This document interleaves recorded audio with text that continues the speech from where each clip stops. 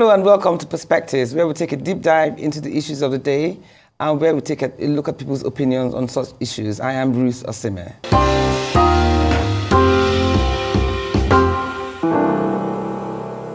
Due to the demands of work and lifestyle, most homes are predominantly occupied by domestic workers who assist families in running their abodes smoothly. For their employment, some people rely on traditional methods like references and recommendations from friends or family. While this can work at times, it often comes with its drawbacks. After all, how well can someone's character be vouched for, especially when it comes to potential criminal behavior? Several families have lost their loved ones as well as valuables as insistent criminal activities like theft, poisoning, physical attacks, and even murder have been carried out by domestic staff. These harrowing stories are both shocking and heart-wrenching to hear. One of such incidents was the murder of Dr. Adibemchukwu Ajimogobia, the only daughter of Sonoma and Justice Rita Ofili Ajimogobia, in their Ikoyi residence. She was stabbed to death by newly employed staff of less than 10 days. Can you believe that?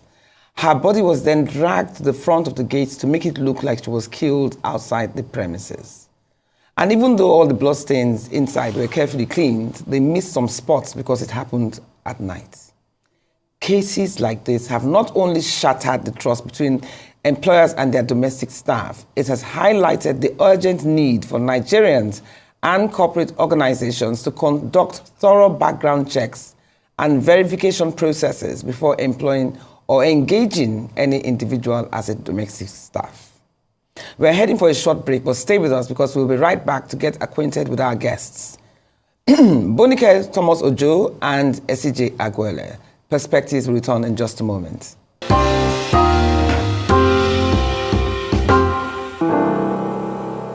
Welcome to that part where we get to know more about our special guests. For this episode, we have joining us Bonike Thomas Ojo, also known as Ms. Bo, an event management consultant with over 20 years of experience in event and business consulting, as well as human resource management. Bonike is the founder of Patiket Event Services, a bespoke event management firm that has been operating for over a decade. In addition to her event management work, she is the founder of DomestiReg, a vetting service that offers medical background and criminal checks for hiring all forms of domestic staff and personal assistants. DomestiReg ensures that you know exactly who you're hiring, safeguarding the people most important to you, your family. We also have the privilege of welcoming Esigie Aguele, the co-founder and CEO of Verify Me in Nigeria, a company whose service allows individuals and companies to quickly identify, confirm, verify, and aggregate identities using technology that compares ID documents and biometrics with information from national databases. Esigie's extensive expertise as an enterprise architect and business transformation specialist spans over 23 years, encompassing the fintech, telecoms, and U.S. federal government sectors. A very warm welcome to you both for making time out for this timely conversation in Perspectives. Thank you very much. As you know, this is a very deep issue that is very close to the heart. You know, I mean, the harrowing stories that we have heard. I remember this Ajimogobia story. She had only been there. The staff had only, they've only had them for 10 days. Right. You know, and you know, like we were discussing earlier on, that, you know, a lot of people do not, I'm not saying that's not what they did, but a lot of people do not go the extra mile to really test and verify the kind of staff that they're employing. So let me start with you, Bonike. What steps do you need to take before you employ staff, any staff? First of all, let me say my condolences to all the families that have lost people. Because there are many stories. Oh, there are many. And particularly to the Ajimogobia family, my deepest condolences. Particularly what it is the most important thing people tend to overlook is, what we're saying, we get comfortable. And we're still a trusting nation. So to a good extent, when you want to hire someone, the first thing you need to do is get information about them. Where do they live? Who are they? Who are their references? What's their NIN? What's their BVN? Get all the information, get a passport picture, and then do a background check on them, both medical and, like, I don't want to say criminal because that's assuming they're all criminals, but a thorough background check. Get to know who they are. Because most times they will come and tell you all kinds of stories. My madam has traveled. No, so that's the most popular one. I've lost my madam's number. I lost my phone, or my madam has traveled. And I always ask them, if every madam has traveled, then who's hiring? You know, or I lost my phone, or I lost my SIM, and I do not accept those. You have to have a reference. Where did you work last? I need her number or his number so we can speak to them and be sure that and I will tell them that you didn't steal or rob or do something evil. We tend to overlook that. Somebody's telling you somebody from the village, I know somebody knows somebody, and they will send you someone, and then we talk to them briefly and we hire them. And you're hiring perfect strangers into your personal space, into your home, without knowing who they are.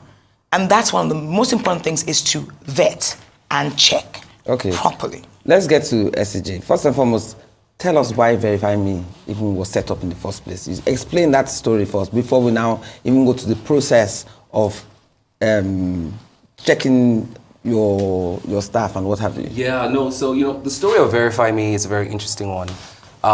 My co-founder, the first founder of Verify Me, Tunji Oluwole, came from the United States actually about 10 years ago.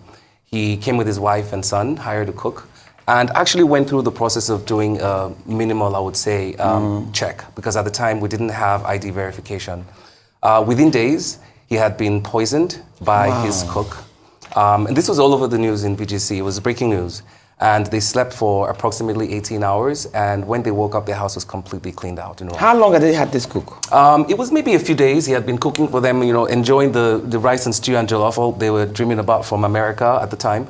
And interestingly enough, they caught him a few days later. And he had changed his name. And, this is one of the very strong arguments we always make about, AML compliant ID and what the great thing, Nigeria has done with NIN and BVN in terms of putting biometrics behind it. Because without that, you can always change your identity, right? Yeah. And so they were never truly able to get justice. In fact, the truth of the matter is this person is still out there today. Are you serious? Yes. But what were the challenges that they faced that he couldn't get justice?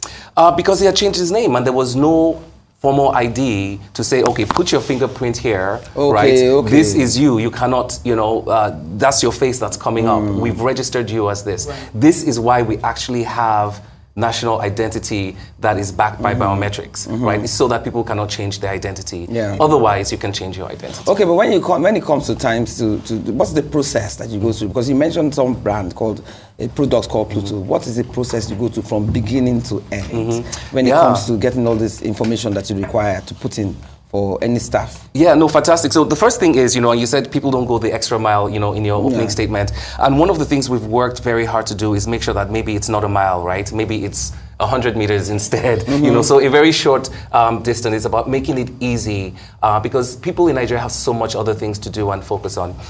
We've been building, I would say we call it backward integration to government data sets. So things like identity, first of all, but also criminal databases, driving records, all sorts of, payroll records, data sets that are actually, authoritative sources.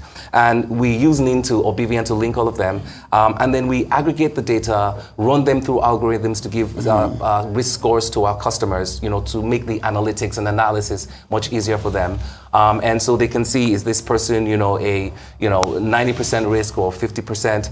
So in terms of what needs to happen, it's really about maybe a 2 or 3 minute registration on Pluto, which is the branded solution. Pluto.verifyme.com. You can go there to get it. It takes 2 to 3 minutes to register. And you can actually verify both banked and unbanked. So, our app allows you the ability to send a link to somebody so they can fill in the information that gets verified themselves. Or you can fill it in for them if they don't have a smartphone. So we can deal with both smartphone and SMS hiring. The other thing that we do is that you get 2 sets of information. The initial set is real time because all the identity and biometrics and checks is immediate. You can know whether it's that person. And you can get an initial score. And then in about 48 hours, when we finish all the employment, background, criminal, and address verification checks, including frequency of movement, right? It actually comes in and adds to the score as well. So you get a final full report, which, by the way, we call the 360 insight view on a customer. Yeah, but how much is this? Is there a charge for this service? It is. And is it a one-off? It is a one-off because, there's no reason, but we give you, it's tough to say one-off. It's 10,000 naira. right, for such a check, because we leverage so much technology to be able to accomplish this. It's not so much as a one-off. You don't need to keep checking somebody. For example, you have a cook. But what we do for you in our packages is we provide solutions such as continuous monitoring. So for example, if we know that the person has moved, or there's you can hire somebody and then somebody else basically says they hired them or hire them through our repository. You can get those types of checks. So that's it. And it's also continuous monitoring because, one of the big problems we have in Nigeria is, the ability to get some kind of justice when somebody Exactly, I was just going to ask about that. Okay, after you've gone through all of this, and then the required punishment now is now supposed to take place. Yes. What now happens? Yes. So we give us examples of situations where victims have been left frustrated after going to the police. Well, so so there are many reasons for that. In Nigeria, with people being frustrated with going to the police. I think some of them are structural. So you look at Nigeria today. I think there's even a bill to decentralize police to make it state policing. One of the big problems we have is trying to solve local problems on a federal level. Okay. Right? You can't federally police Nigerians living streets locally in their homes, right? Because all solutions, security solutions, have to be tailored to the local region, right? And so when you're doing it nationally, it now kind of constrains budget to, you can't have budget prioritization for 1,000 different customizations on the security level, right? So these are the things that we really need to think about. So what the government is doing now, hopefully it goes through with state police, is very, very important. That's really because, we can also hold our governors, right, and say we have a security problem, we're getting robbed, and people are not doing anything about it. Now, to go back to the other part of your question, we don't look at it so much as punishment as much as we look at it as justice and recompense, right? So a big problem we have in Nigeria today, for example, is somebody steals from you. We had one recently because they call us, my driver's run away with my car, right? Well, yeah, really. And so what we can do for you with Pluto is that with the few clicks of a button, you can report it. Right? And it's actually NDPR compliant. So once it's reported, because we have the individual's information, email and phone, we let them know that adverse information has been reported. They have a certain amount of time to dispute it.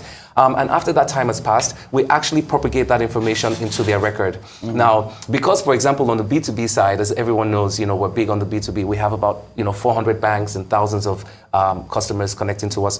We propagate that information anywhere. So whether it's the person trying to get a loan or whether it's the person trying to get hired anywhere. And we also have tens of thousands of people who use our product, right? At least those people, right, are securing themselves. Yeah, they can rest assured that in the future. And it's only going to get better as our database. Another thing I also want to bring out is this issue of poor salaries. I'm not justifying theft of any sort. I'm not justifying any criminal behavior. But do you really think this 70,000 minimum wage, that a lot of families are going to abide by it? For domestic staff? Honestly, I don't think so. So, and if they don't you think that part of it is also that some of these staff are underpaid? I'm not justifying their behavioral pattern, but do you think that some families too do not give enough salaries to staff to cater for their welfare, thereby making We them had that not discussion, tempted to yes. steal? Some of them are very poor, and that's why they turn to theft. Not, saying it's okay. No matter how poor you are, you work hard and get to where you are. Everybody starts from somewhere. But, being poor and being under so much stress and pressure from family and burden on you, sometimes these kids working for us are the breadwinners for their family. They have mothers and fathers at home waiting on them, relying on them, and every salary they make, they're literally sending home. Excuse me. So yes, there is that. But we need to take this into consideration where people are going to say, you're in my house, you're my staff, I'm feeding you. Why am I going to pay this, quote unquote, minimum wage? Some people pay way more. I know. Yeah, I know some people pay way more, than this 70,000. But some people have also been badly bruised by various bad events that have happened to them. That they're just thinking, okay, so let me see how you're going to work first. But I think it's unless it becomes a law. I mean, I know it's a law now, and there's a way to monitor this. I hope we will. I hope we will. Another thing I wanted to ask, because Esigie, you said something about softer eyes, is that you find that sometimes what you hear about other families, especially neighbors, come from your staff, who their staff also told. Yes. And a lot of people, and then some staff also exploit situations when there's tension in the house. for instance, if a couple have their issues and what have you. So how do you manage the narrative? How do you ensure that your staff know as little as possible of you, even though it's difficult because they live with you? How do you manage to control that? It's very hard. It is very hard because people, they're in your personal space. Yes. So we all know that when you're in your car with your driver, say as little as possible when it comes to money and stuff. Yes, I mean, yes. people are not always, they don't always remember, or even when you're traveling or anything, say as little as possible. But people that are living with you on a day-to-day, feeding you, around you constantly when you have conversations, it's going to be hard for them to not know your habits when you wake up, when you go, when you come. So it's very hard. And they usually take advantage of this. You know, there's stories of housekeepers that when you go out, you know, I have one of when you go out and she goes into the madam's room and we try on her clothes and goes. But does madam not lock her room? Of some people don't. Some people, you know, you feel you've known the person, I you're comfortable. That would be that instinctive behavior. You'd be surprised. Not everybody locks their room. I've had situations where they break into the room when they're gone. Yeah. I even heard of a situation where the woman had a safe built into the wall, and they broke it. And they literally broke the wall down. They broke and it. Brought the safe out. And so she would take pictures and go on social media, and she was posting Madame's bag, and so she was even posting on social media. Yeah, she was posting on social media. So the Madame saw it. The camera, and that's another thing. Are we being more careful? Are we securing ourselves? So we have these people in your house. What are they doing while you're gone? Are you putting cameras in your house? Are you aware what they're doing with your kids when they leave? Yeah, that's most important. Yes. Did you guys see the video of the nanny that was beating a 3-year-old child? I think somewhere in Africa. Yes. And was flinging. I mean, that was just so heart-wrenching. Yes. Do you understand? Really beating the cat. There's a picture. There's a video of a nanny, and this is a little bit gross, taking a pot they were cooking with, and she was peeing in the pot. Wow. And she works for elderly. And that's another thing we're having. We're having a lot of elderly abuse. Oh yes, I mean there was there was somebody's mother that was murdered. Yes. By her staff. By her staff. Yes. So it's that's a whole new. It's a whole new level. That's a totally new level. I mean, as in a lot of old folks that are dependent on staff go through this. Yeah. They bully them. They torture them. They threaten them, and then whatever you send to them, half the time the person you're sending it to doesn't even enjoy doesn't get it. It's the staff that gets doesn't get it. So there's just so many harrowing stories. Yeah, and you know, if I can just add to that a little bit, because it's about everybody has responsibility here. So one thing we've seen, you know, since we've been in this business is that people don't start out with the worst crime, right? They always graduate. The first crime is most likely never murder. But you will find along the way, in terms of probably 10 or so, previous crimes, right? There's so many people that know of that crime that they did it to, like, at least they're out of my life, and that's how big right? And one of the big things we have, it's almost like, you know, I look at it almost like how a bank has a responsibility to report bad debt, right? So that we can build proper credit in Nigeria. We actually have a responsibility to report these things. And a lot of us don't actually look at it like that, which is also a problem. And this needs to be socialized, right? You're letting it go, right, is making somebody else unsafe. No, but can I, whilst you said that, I feel that a lot of people, and I'm talking from experience, my sisters have had the experience, I'm sure both of you have. The truth of the matter is that when you even report it, nothing happens. If anything, you spend more money to the people you are reporting it to because they expect you to pay for their transport to go and do their investigation. I mean, it is just, I mean, one doesn't want to throw anybody under the bus, but the truth of the matter is that that's probably the reason why most people don't bother is get it, reporting. But I think we owe it to ourselves as a community. And that's one of the reasons why I started this business. I saw it happen to so many people, and I used to think, okay, you've chased her away or you've chased him away, but she's working for your aunt down the street or your cousin or your sister. They simply move. I found out I used to think they would move from Lagos. They don't move from Lagos. No, you spoke they about move the girl from Agungi to Ikeja. They move from Ikeja to Parkview. You spoke about the girl that came out from prison and is working somewhere a girl else. came out of prison in January. She'd been in prison for a year for stealing. Obviously, it wasn't reported. Obviously, they were just grateful that maybe they got their money back. She stole a wristwatch. She stole $20,000, something like that. And they probably let her go. Or, okay, maybe she was arrested, went to prison. She came out, and the next person didn't ask a question like, where have you been? Where are you working? Verify where she's been. And they hire her. And she does it again, like you just said. She's being enabled because nobody's reporting or doing strict things. And she's going to continue that, graduate from stealing to probably theft, killing somebody very soon. Okay, but what, because we all have faced frustration with the police. Yes. That's not to say that they've been a woeful failure. But what if you had to advise the police now, for instance, any of you, and what advice would you give them to actually make sure that these people are brought to justice? Because these are part of the challenges why people don't bother reporting. Absolutely. So if, as security experts, if you had to advise the police, for instance, what would you advise them to do to tighten the belt a bit more so that when you are reporting to the police, you really feel that justice will be served? What would you advise? So, for me, I think that the first step obviously will be state policing. It really is, I think it's the key step to start addressing our problems locally, right? Because you can have one state, the problem is armed robbery. Another state, the problem is that they're stealing the street lights. Another state is that they're attacking farmers. Yeah. You can't have different strategies for that from Abuja, right? They have to be in the state. So that is really the first thing. And I think once you do that, you will find that the powers that be in that state are able to bring the security budget to bear, right, for their specific customized solutions, right, security solutions. That's really where I think, we can have the most impact, when we're going to do this. Because then you can also directly have KPIs, right, for them, and for this with the governors, in your local community. So I think that's the biggest one.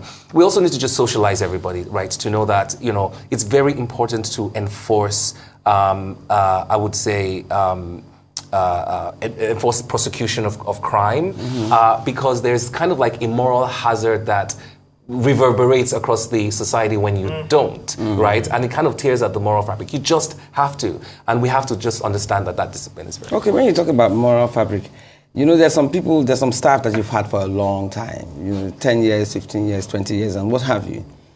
Do you think that it's only proper that you go the extra mile with staff in the sense that maybe pay for their children's school fees, pay for their rent, or give them money to get a place, or build their own property, what have you? Do you think over the years, such acts should be performed where you can actually get them to even become more loyal to you? So I hope over the years, right, we get to a place in Nigeria where the individual is so empowered that they don't have to depend on another individual for their health care, right? This is hopefully amen to that. Yes, because it's very difficult to also make people responsible. Because you all have your own family. You know what I mean? As well, how many people can you be responsible for? No, but if you've had a driver for 30 years or 40 years, I think that's fair. Yes, I think that's fair. Or even 20 years. Yes. It's only natural. How much is it going to? It's not going to cost you that much. You have to be your brother's keeper in Nigeria, right? Especially when you have the means. It's so difficult to have the means to help somebody. That person is working for you very hard. You're enjoying yourself, and the person is suffering. And think there are not going to be thoughts of. I would say, envy or, negative thoughts about why can't this person just help me, right? And what's the big deal in helping? Sometimes, where some people are, the help means nothing to them. Exactly, that's what I'm saying. Right? It means nothing. And we really do need to do it. I mean, I would tell you what even one of my experiences, for example, is, looking for homes in Nigeria, you see a beautiful home, right? And I've actually had this, and, we wanted to get it when we were moving in. I went to the BQ. And I told the agent, right, that you should tell the owner of the house that they're very wicked, right? That I will not put my dog in that BQ, right? I told him, I said, I cannot get this house. To build a BQ like that in such a beautiful house. I said, you're very wicked. The mindset. The mindset, exactly, right? And we also need to change that. Yes, we need to. Yeah. Because if you think about it, especially even if they don't know the value of what you have, when they see what you wear, when they see the cars you drive, how much is it to take care of your cooks, pay school fees for your cooks' children and what have you. But then again, there's also the over-familiarity, there's also abuse of that. Exactly. Because you can also now have staff that because you've done so much for them, and they seem to have insatiable appetites, they expect more. And get entitled. Yes, they get some sense of entitlement. Yes. So yes, I've known people that have drivers that work with them for 25 years. They've built houses. They've sent their kids to school from these jobs. But I've also known friends that they start off their drivers go to buy your phone. They start to pay for your kids' school fees, and then, like you said, they start to ask for more, and they start to get an attitude when you don't give them. They get entitled. Like, why aren't you giving me this? Exactly. And so where do you draw the line? And that's the problem people have. Some people just don't know how to handle it. Some people don't know when this is a favor or this is my boss being, benevolent to me because they care about me, but they take it overboard. And there's also the fear that, in fact, the more familiar your staff is with you, the chance, the more bigger opportunities they have to steal from you. So I do say yes, and I do say I do say, but you said it's a one-off. But I believe every year when your staff, you need to verify, reconfirm their references, addresses, because I think we've been with you for 3, 4, 5 years. We let our guard down. We're comfortable with them. But is that person? Do they still live where they said they live? Is their family still where they say they are? So when we do our vets and checks, we check you back to your village, wherever you are. Your village is in Kafancha. Okay, we'll go there. Katsina, we'll go there. Check your references, vet them, take a picture, and do the medical background check, which we. But when you talk about the job that you do, how long does it take to get? If I come to you now and say, okay, fine. Bonike, I have this girl or this man or whatever that I want to employ. How long will it take for you to get all the information required? So the first thing we'll do is, I first advise my clients, don't be in a hurry. Because most people are in a hurry, I want the person now. Let's do a proper check, do a medical check. That's the most important thing. So they don't have HIV. Because I've had many people, you check them, the girls look perfect. They go and they come back HIV positive, hepatitis B. That's happened to me many times. And so check the medical checks. When that's done, then we'll do a background check. At least you know that she's not going to, give you something. Mm-hmm. She can be in the house if you want. But I would say let them stay and then check a week if it's in Lagos or Ibadan. But if it's out of town, if it's, the north, I would say 2 weeks, depending. And it depends on how much and how good the information they give you is.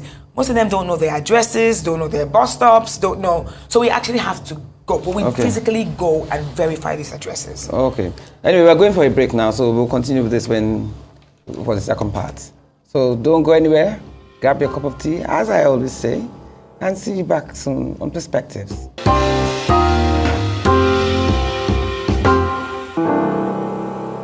Esigie, I wanted to even ask you, this red alert, how long does it take for the culprits to know that they are on red alert?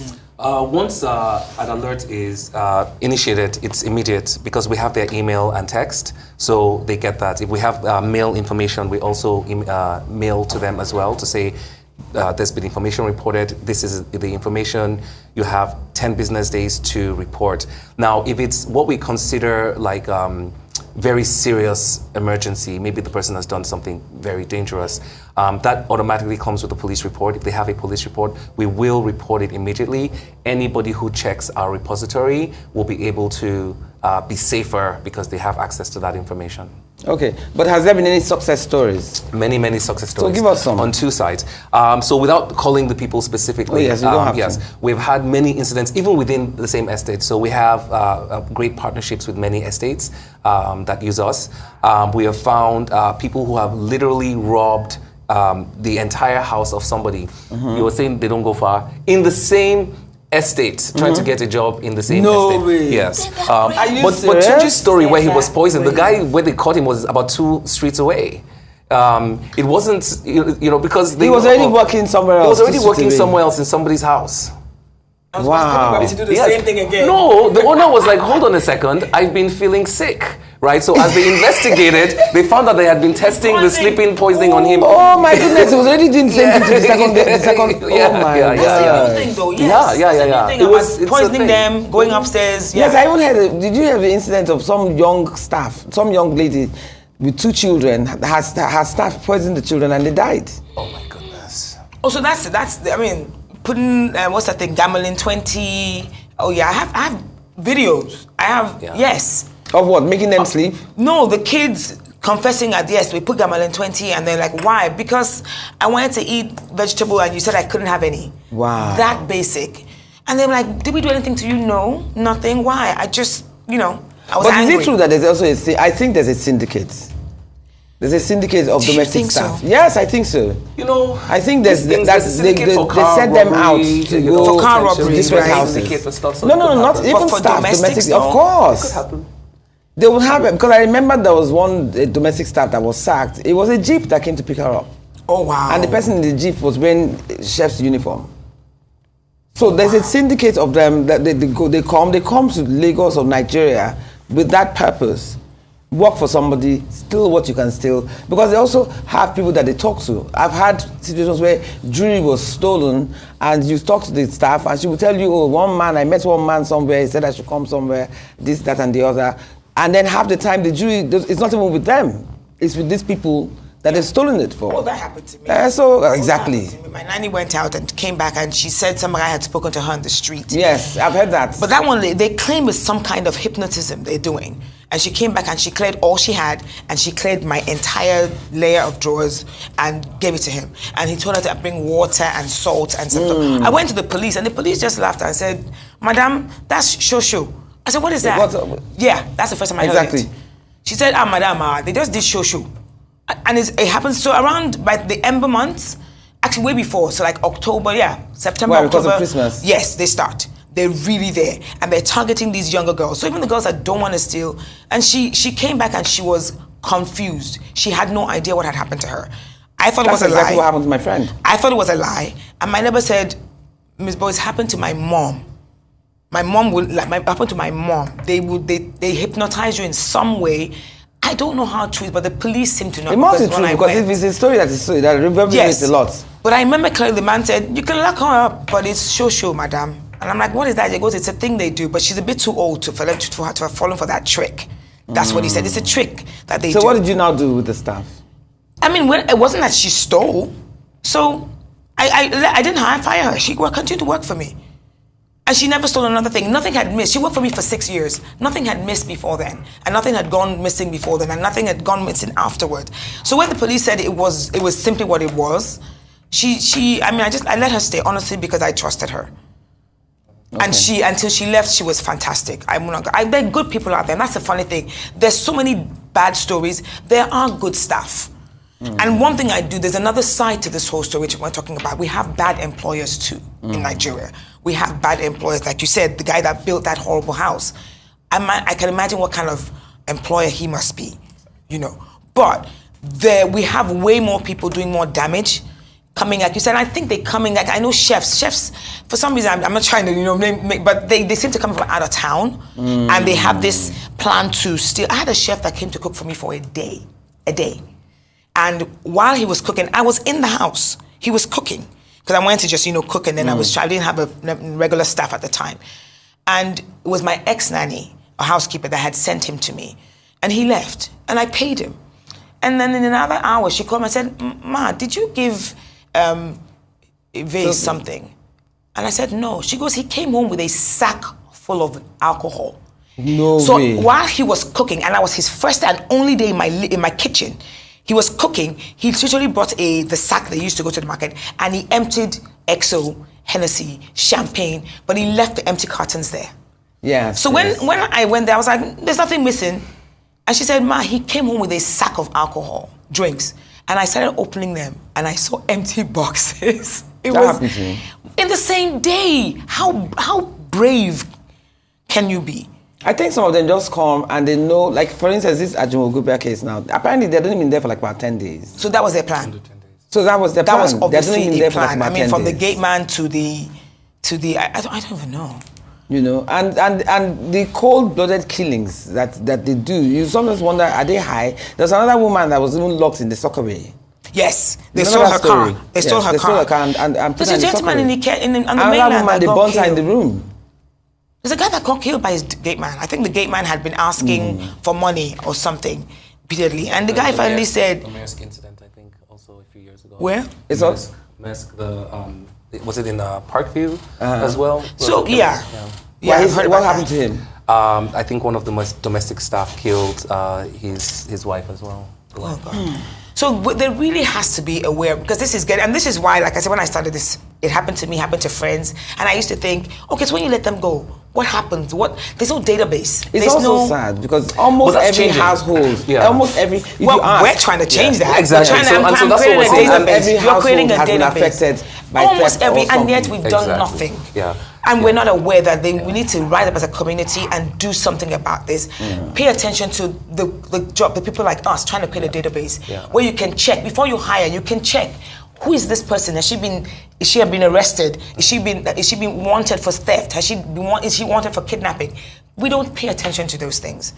So you reckon now that as long as you have BVN and NIN, anybody can get the information. You can get the information of anybody that you require.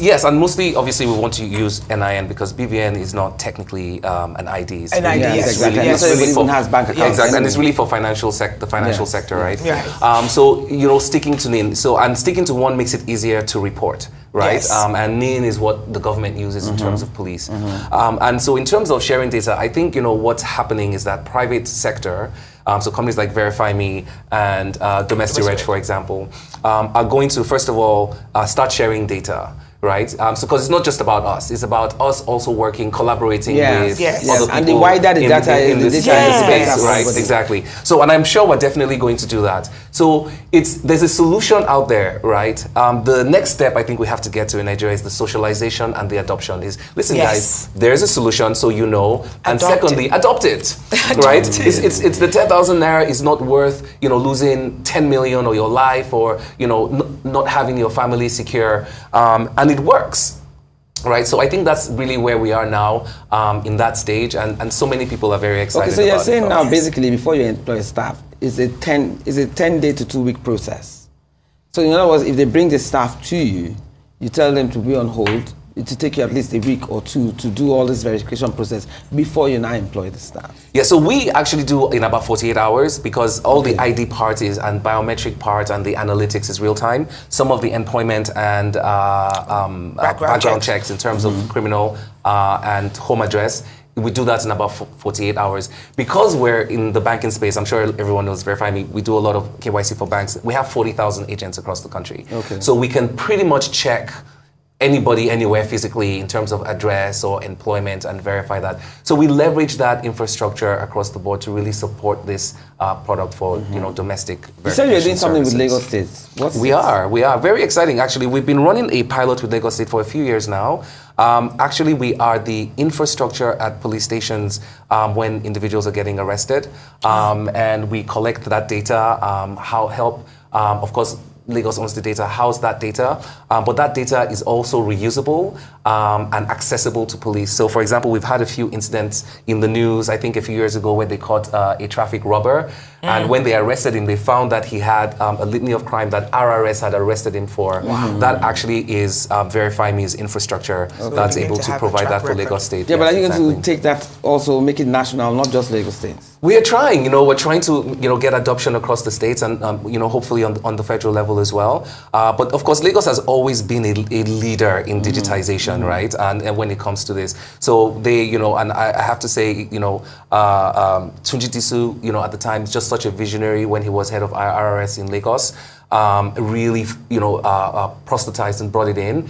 And even after he went back to, Abuja, he's, just made sure that things, continue to be digital. And funny enough, so we ran it in RRS, and then the rest of Lagos police saw it. They were like, no, and we can make it international because we cannot continue to keep our lives in the risk, put our lives at risk with domestic staff. Now, speaking of familiarity, Bonike, I want to ask you, what do you think about sexual relationships between staff? Because sometimes that in itself could be another avenue that a staff can negatively influence another. So absolutely. Is this something that you would... I do not encourage it, but people are going to be people. They're going to hide it from you. You're not going to know when it's happening. But definitely, I don't encourage it. I mean, because, like I said, there was even an incident where the girl told the guy, I saw $20,000, let's steal it. And the guy's like, I don't want to do it. And she said... The girl told the guy? Yeah, like, I saw $20,000, let's steal it. And the guy was like, I'm not involved. And she said, I want to date you, let's leave together. She tricked him. They left. Serious? She gave him... Did they steal the $20,000? She did, and then they left. And he was a security guard. And they left, and she tricked him and gave him some money, and then she abandoned him in some place. So wait, so how did they find out? How did the owner of this money find out about this transaction? They've been arrested, of course. They got arrested? Yeah, they got arrested. But, so when you talk about this, I don't encourage it. I try not, I definitely do not encourage it. And I warn the young girls that come with me that, you're here for a purpose. That's one of the reasons why, before I hire you, I try and find out, I speak to you, I interview you, what are you planning to do? What are your plans for your life?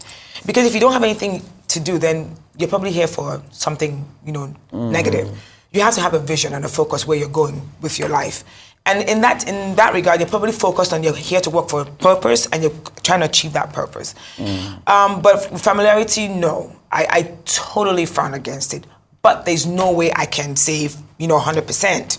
If it's happening, Some would argue that because some staff don't really get that much time off, they need, they have sexual urges or they need companionship or what have you. And some employers will tell you that you can only take two Sundays off a month. Some staff will come and say, oh, they want every Sunday off or they want the weekend off, while others will tell you, no, you can't do that, especially maybe when you have young children. You can only take two Sundays off every month. So which do you think is a fair balance? To at least give them time to communicate or meet their husbands or wives or what have you, so that they don't feel frustrated just working with no free time. Absolutely. I mean, come on, even if you work, we will go to work 9 to 5, we come back in the evenings. So I try to work around. If it's a young girl that's not married, yeah, every other weekend off, that's twice a week. So every other weekend, meaning Friday to Sunday? Yeah, well, depending. But what we find nowadays, most of them do actually, my housekeeper now has to be every other weekend, but she never goes. Because it's too far. And she doesn't want to pay the transportation to go home and come back. But she has that time to go on Friday evening and come back on Sunday evening. But she never goes. But what about those that have families? Those that have families, you should let them go. And so I would look at each situation according to the person. If it's a married man, of course, or a married woman, of course. But I think you would also work with what works for you. If you have kids and they're home mostly on the weekend, that's when you need your help, then you're going to have to work out what works for you. So I think each situation should be, judged according to the needs of the person. There's this thing called gut instinct, Like, I know someone who has a nanny where if you see her that first time, because she wears all these tight-fitting clothes and what have you, you think, this one is she might be a bit on the wild side. But she's had this person for years. She doesn't steal, she has done her job well and everything. So sometimes you judge by appearances. You just see somebody and think, does this one look like somebody that will settle down? So how do you follow your gut instinct, apart from the usual checks that you have, vetting and checking and what have you? Sometimes doesn't gut instinct play a role? I believe it does. Or shouldn't it play a role? Yeah, no, I think so. And I would, believe I would say that it's almost no different from hiring in the corporate space, right? Exactly. You need to be able to detect integrity. You detect when somebody is here to work, if the person really is here to work or interested in the work. And these are things that unfortunately you don't have the luxury not to have, when you're managing staff in the domestic space, right? You just have to have that sixth sense. And it has to happen early. It's not 5 years in, right, that you start, putting out your testicles to see who the person is. And for the most part, it works for human beings, for all of us, right? We can definitely get a sense of people. Okay, what are your telltale signs? If, for instance, even in the corporate world now, and I'll ask you in the home, but let me ask you in the corporate world, what are the telltale signs that instantly show you red flags? Oh, you always know when people. First of all, let me just say this: at Verify Me, I have the best team in Nigeria. I believe. Modesty, certainly isn't your strongest point. No, not with my team because they're really fantastic. I'm telling you. But I would say that, and I did a lot of hiring in another country in the States, in the engineering world when we build projects, and it's different because I think there, you're not really trying to detect integrity. People kind of come through the door with that. You're just detecting more cultural fit. Yes. Here, you need to hone your skills for checking for integrity. But there's signs, right? When you give somebody work, right, you can always tell, the devil's always in the details, right? How the person approaches the work. You know whether they're interested in the work, how they do it. How proactive. How proactive, they are, how they think about certain things. You really generally can tell, right, if this person is going to work. Most times, 60 days, 90 days into it, when you're trying to get rid of somebody, you normally are like, I knew that first week, when this person was like, or the way they abused that person, that they were going to be married. Exactly right. So there are always signs. So the trick is, just really, really look early, have a probation period, so you're not dealing with any, I would say, labor issues in terms of, trying to go through a separation, with an employee, but really try to hone those skills. Okay, now that you said that, I also want to ask, Monique, sometimes, especially when you want to follow your guts or when you want to test the person's character and what have you, do you sometimes intentionally set some little traps? Absolutely. To see how they react to it. He's coming from a technical standpoint. My background is in human resources, so I believe I interview very, very well. And there's always gaps in the story. If you look at, and even in the world, in business world, if you look at, there's gaps. There's always gaps in what happened in this place to this place, which is what happened with that girl that went to prison. Whoever hired her next didn't ask, where were you? Where were you in the last 1 year? And her story would, if they had pressed enough, her story wouldn't have fit. Because you have to say, well, okay, so who's your boss for the last 1 year? Or I went home to the village. Where? What were you doing? If you press enough and you ask the right questions, with your instinct playing, you find that these stories don't align. Something yeah, but mine is actually when you set traps. Yes, but when you hire them, for instance, I'm usually probably the witch boss for the first month or two. You know, I'm really tough. And because I want to see what you're doing.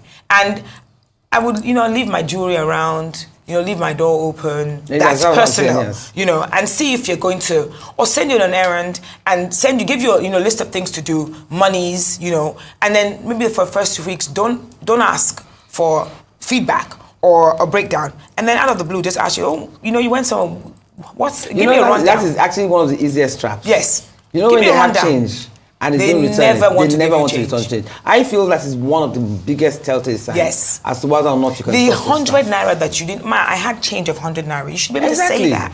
So I let those things go, and I'm watching that. And in my field too, we have to look out for. Yes. There's also a 30 to 60-day probation period, even though I don't tell them, but in my mind, there's always, and I will tell my people that I train that, yes, they do 30 to 60 days, watch her. Is she clean? Is she doing things right? Is she giving you change? Is she organized? Is she doing what she needs to do? But particularly with change, like you said, they will never come back and say, so I let it go. And then I'm like, but I thought you had, what did you buy? Break it down. So you have change. Yes, ma. Why didn't you say it? Do you understand? Oh, they'll tell you, I forgot.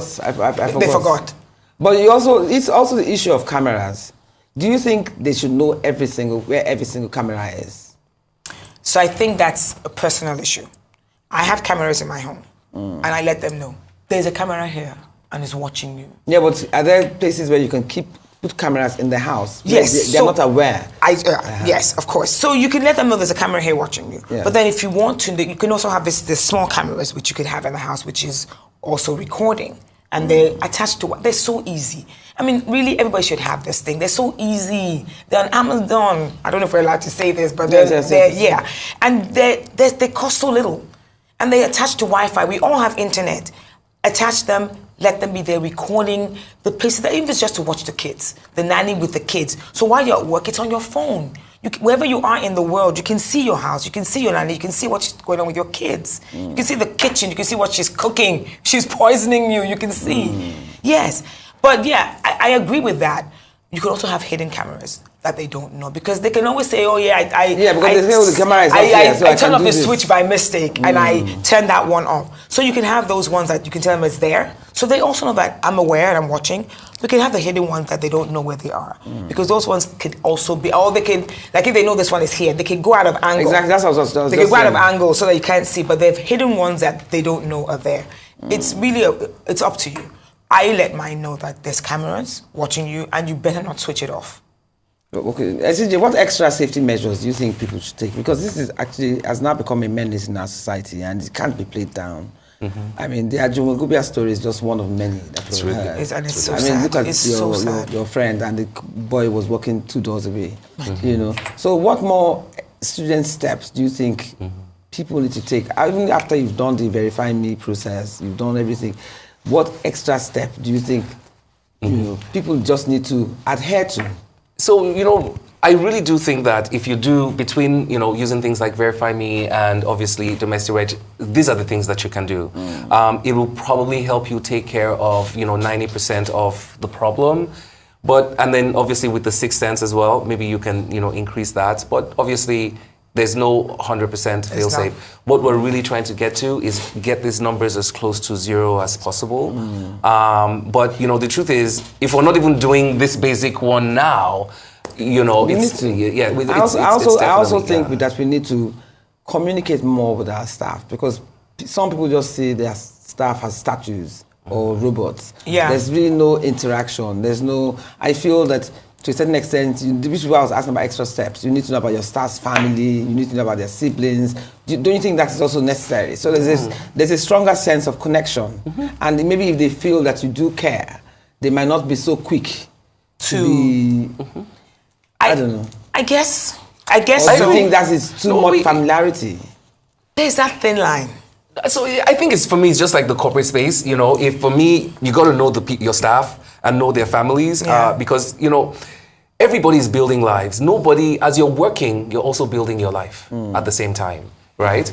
And so for me, it's very important to have a human connection with people around you. Yes, that's the word I was looking for, right? Human connection. And you can have a human connection and still, you know, have respect certain lines, you know, but, boundaries. you know, I just don't understand how, for example, you can have somebody working for years and you don't know anything about their family or what they do. You'd be shocked how many people don't even know the surname of their staff. It will be interesting for... Yes. If there was a survey that was carried out, I'm sure 70% will not know the surname of their especially cooks or yes, because they only see them when they need them. Okay.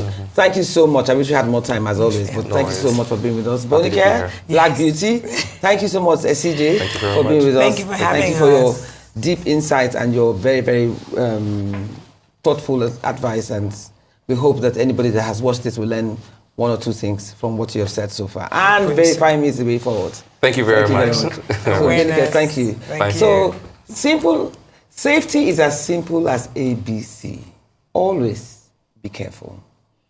There's no such thing as extreme measures when it comes to safeguarding your home and family.